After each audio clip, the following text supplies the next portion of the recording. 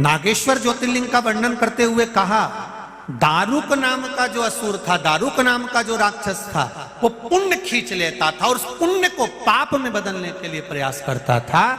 मेरा एक निवेदन आप सबसे है, शंकर भगवान के मंदिर में, शिवालय में, देवालय में, राम मंदिर में, कृष्ण मंदिर में, भगवान की चौखट पर जब भी जाओ, जब भी जाओ, जिस समय भी तुम्हारा मन पड़े, जब तुम पहुंचो, उस समय पर जब वापिस चलने लगो तो एक बार भगवान को या तो पलट कर देख लो, या फिर उसकी देहली पर, उसकी चौखट के बाहर, उसके द्वार पर, या उसके मंदिर में या देवालय में एक क्षण के लिए बैठ जाओ, कुछ देर के लिए बैठो उसकी चौखट पर। क्या होगा? ये आप 2 क्षण के लिए भगवान के पास बैठते हो, उसके बैठने का फल क्या है? जैसे उज्जैन में, इंदौर में तुम पोहा खाने जाओ, और पोहा खाने जाओ तो पोहा वाला तुम्हारे लिए गरम गरम पोहा थोड़ी ना बनाता है। क्या करता है?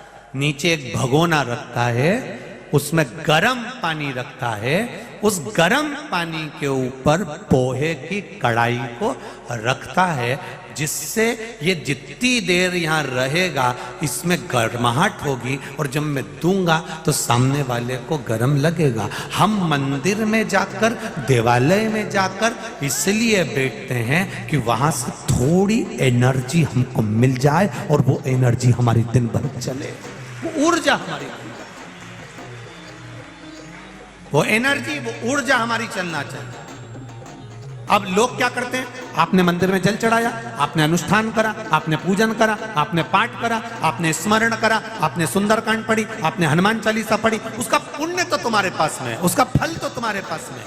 पर आप दिन भर कहीं झूठ बोलना, कहीं प्रपंच करना, कहीं छल करना, कहीं अपशब्द बोलना, कहीं ताने देना, कहीं गाली देना, इन सब चीजों में जब हम पढ़ते हैं तो हमारा पुण्य पाप में बदलना प्रारंभ हो जाता है, पुण्य पाप में जाना लगता है, समाप्त होने लगता।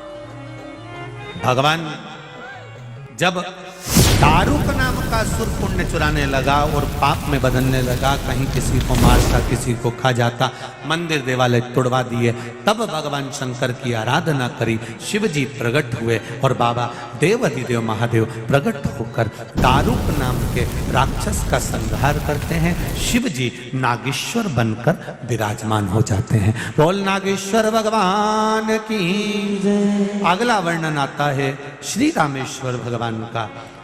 शास्त्र कहता है, बारिश का पानी, आकाश से जल, बरसात का जल जब जमीन पर गिरता है तो वो नाली में जाएगा, खड्डे में जाएगा, खड्डे में से नाली में जाएगा, नाली से गटर में जाएगा, गटर से नाले में जाएगा, नाले से नदी में जाएगा, नदी से तालाब सरोवर होता हुआ आखिरी में समुद्र के पास पहुंच जाता है।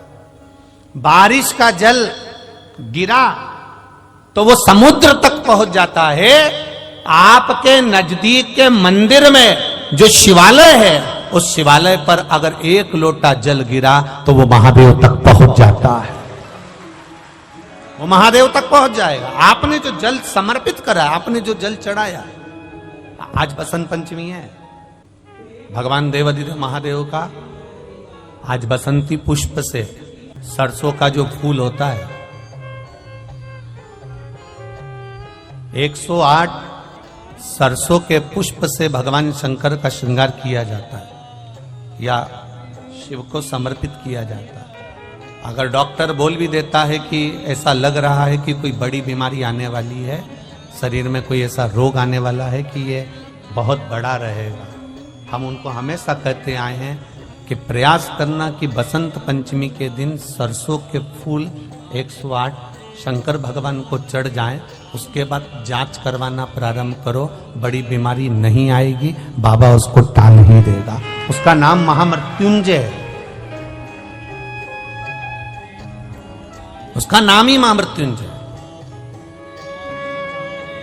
और हमने पहले भी बैतूल की कथा में कहा था कि सरसों का जो पुष्प होता है, कोई आप कार्य करने के लिए जा रहे हो, कोई ठेकेदारी करने के लिए जा रहे हो, उसमें भी सरसों का पुष्प देवादिदेव महादेव के लिए बहुत प्रबल होता है, बहुत प्रबल। बेटी को दिया ज्ञान, पर बेटी मानती नहीं, प्रश्न बहुत करती है, बहुत प्रश्न। पहले का एक समय था जिस समय पर माता पिता जो कह देते थे बच्चे वो मानते थे। बीच का एक समय ऐसा आया कि माता पिता कहते जरूर है, बच्चा मानता भी है पर मन में संशय रखता है। अभी का जो समय चल रहा है, जैसे टीवी पर वो क्या बोलते हैं उसको, डेबिट, क्या बोलते हैं उसको, डेबिट करना है सबको बिठा के टीवी पे, डिबेट है, ऐसे कुछ बोलते हैं ना। आज का समय केवल टीवी पर डिबेट करने का नहीं है, घर में भी रोज का डिबेट चल रहा है, प्रतिदिन का। पिताजी कहते हैं मंदिर जा, बेटा कहता है क्यों जाऊं, यही क्रम चालू हो जाता है। बहू कहती है सास को, सास कहती है बहू को, दोनों एक दूसरे की बात नहीं मान रहे, वो इधर पांव खींच रहा है, वो इधर पांव खींच रहा है, अंत उसका सार तत्व तक नहीं पहुंच पाता। जितने भी चैनल खोलो और उस पर डिबेट होता हुआ दिखे तो आप प्रयास करना कि इसमें कहीं मंजिल मिल जाए तो जरूर बताना, मंजिल नहीं मिलती, किसी लक्ष्य तक नहीं पहुंच पाता, बीच में ही उसको छोड़ना पड़ता और वो संशय में घूमता रहता है। आज भी घरों में यही हो रहा है। माता पिता बच्चों से कहें कि तू जल चढ़ाने जा, माता पिता बच्चों से कहें कि तुम प्रणाम करो, माता पिता बच्चों से कहें कि तुम भजन करो, माता पिता बच्चों से कहें कि तुम कीर्तन करो। पर ये व्यासपीठ, ये शिव महापुराण की कथा हमेशा कहते आई है कि कल परसों की कथा में भी कहा था, एक मां ने अपने बच्चे का हाथ पकड़कर संत से कहा, गुरुजी मेरे बच्चे से कह दो कि ये शक्कर ना खाए, मीठा ना खाए। गुरुजी ने 1 हफ्ते का समय मांगा और 1 हफ्ते बाद गुरुजी ने कहा कि बेटा तुम शक्कर मत खाना। तो मां को क्रोध आ गया, ये बात तो तुम 1 हफ्ते पहले भी कह सकते थे। तो गुरुजी ने कहा कह तो सकता था, पर उस समय तक मैंने शक्कर छोड़ी नहीं थी, जब तक मैं छोड़ूंगा नहीं तब तक दूसरे से कहूंगा कैसे, इसलिए पहले मैंने छोड़ी है। आप सबसे निवेदन है, अपने बच्चे को ज्ञान देने से पहले स्वयं पहले मंदिर जाना प्रारंभ करो, शिव को जल चढ़ाना प्रारंभ करो, श्री शिवाय नमस्तुभ्यम कहना प्रारंभ करो, एक बेलपत्र बाबा को समर्पित करना प्रारंभ करो। फिर धीरे धीरे बच्चे अपने आप ढलते चले जाएंगे, उनको बोलने की जरूरत नहीं पड़ेगी, स्वयं ढले।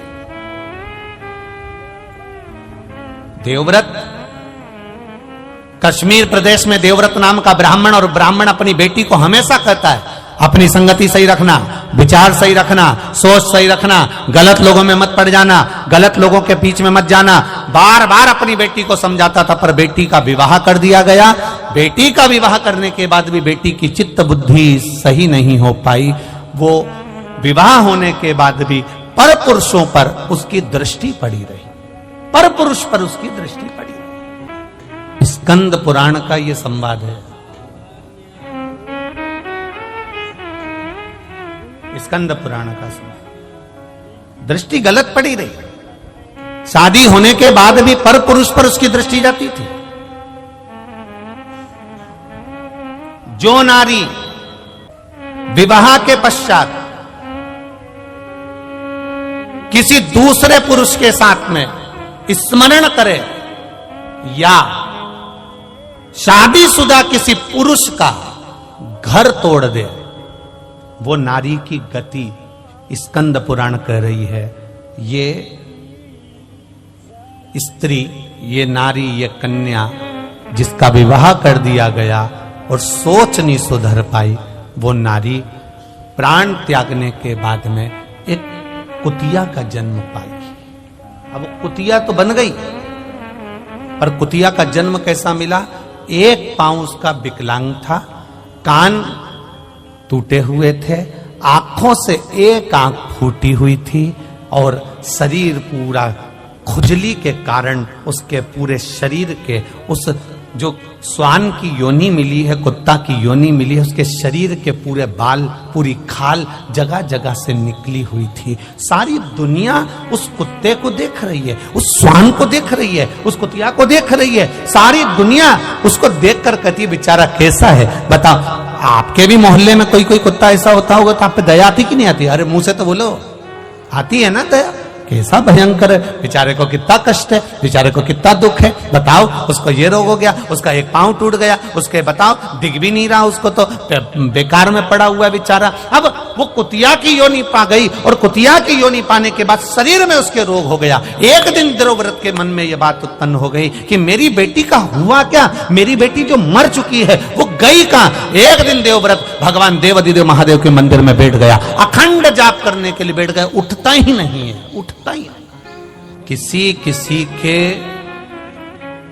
पूर्व का पुण्य होता है तो मनुष्य के जन्म में भी उससे भजन होता है। महाभारत में पांडवों में युधिष्ठिर, नकुल, सहदेव, भीम, अर्जुन ये सब थे।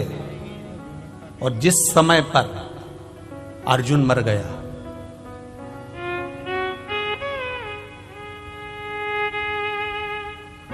अर्जुन मर गया, जिसने महाभारत सुनी होगी उसके स्मरण में होगा। अर्जुन मरा, अर्जुन के प्राण छूटे किस समय?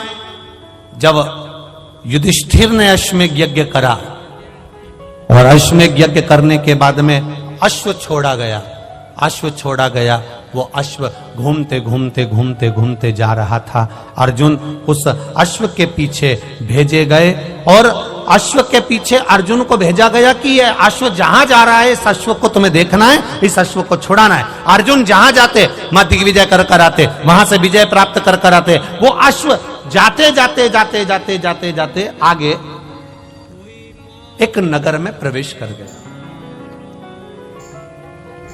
और मणिपुर नगर में जब वो प्रवेश करा, अर्जुन को मालूम था ये वो नगर है जहां पर मेरी धर्म पत्नी। देखिए, अर्जुन की एक पत्नी है द्रौपदी, एक धर्म पत्नी है उनकी सुभद्रा, एक नागों की कन्या उलूपी और एक चित्रंगदा। अर्जुन को यह स्मरण में था कि यहां पर मेरा बेटा चित्रंगदा मेरी पत्नी रहती है और उसका बेटा भी यहीं रहता है बुर्ब्रभान।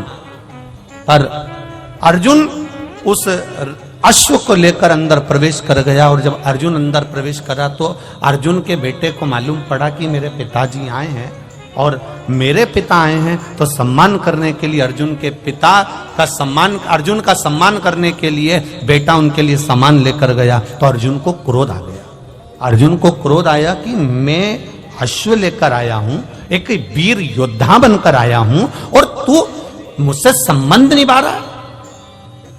तुझे तो अश्व पकड़ना था और युद्ध लड़ना था, पर तू मेरा सम्मान करने के लिए आया है। अर्जुन ने अपने बेटे बुब्रभान को अपशब्द कहना प्रारंभ करा। इसी समय पर नागों की कन्या उलूपी बैठी हुई थी और उलूपी ने देखा कि बुब्रभान को अर्जुन चिल्ला रहे हैं। तब उलूपी ने कहा, बुब्रभान मैं तुम्हारी मां हूं बड़ी, एक काम करो तुम अपने पिता से युद्ध लड़ो। बुब्रभान ने कहा, मां अगर मैं पिता से युद्ध लड़ा और मेरे पिता को कोई घात हो गई तो?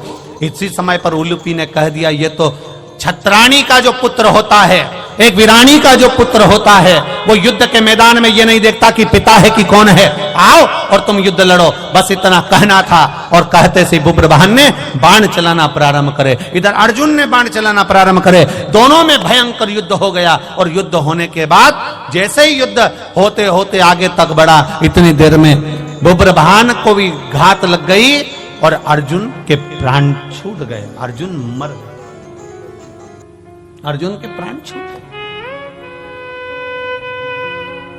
आई चित्रंगदा रोती रोती आई, मेरा पति चले गया, बेटे तुमने क्या कर दिया, अपने पिता को मार दिया।